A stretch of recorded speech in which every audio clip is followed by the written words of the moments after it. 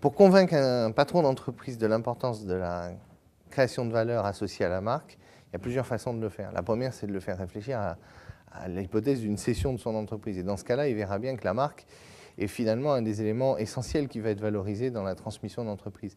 Et on l'a vu dans toutes les transmissions d'entreprise, c'est ce qu'on appelle le goodwill. Le goodwill, c'est cette valeur qui est associée à la marque, qui n'est pas une valeur qui s'explique, mais qui, au fond, est au cœur de la volonté d'acquisition de l'acquéreur.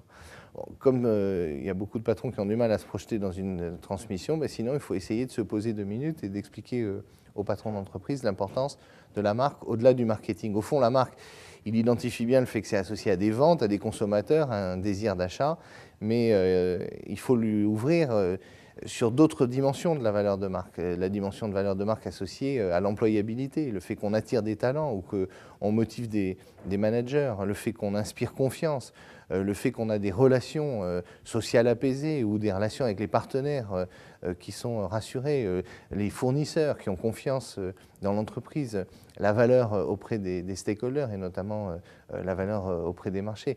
Donc c'est cette globalité d'aspects de la marque qui est intéressante et que le patron doit prendre en compte. Au fond, on n'est plus dans une logique qui est qu'on traite de temps en temps de la communication, non, c'est pas ça, c'est qu'on traite avec le patron de son sujet principal qui est la gestion de ses actifs immatériels et en particulier de celui qui les agrège tous, la marque.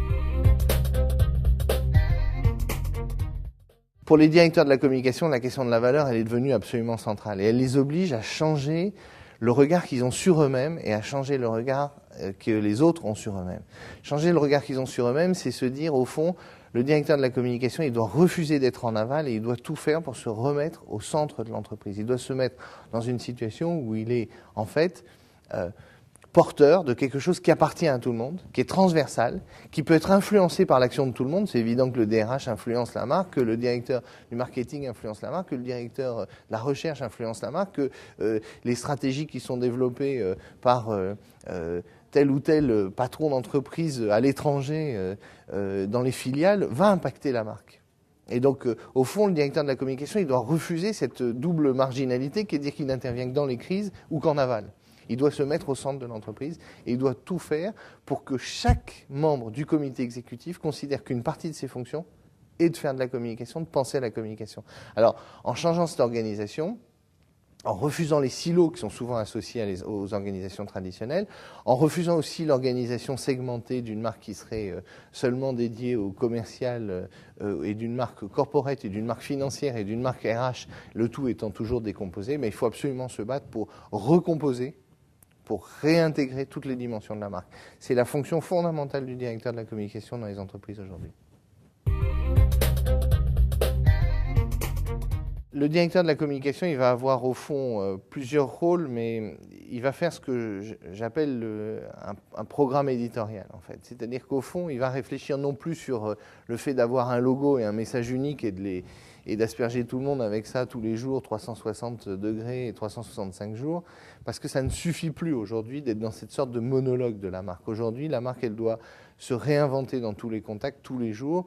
Elle doit être capable, au fond, d'avoir une ligne éditoriale qui est consistante, mais une ligne éditoriale qui se renouvelle et qui se réinvente en fonction des supports, en fonction des cibles.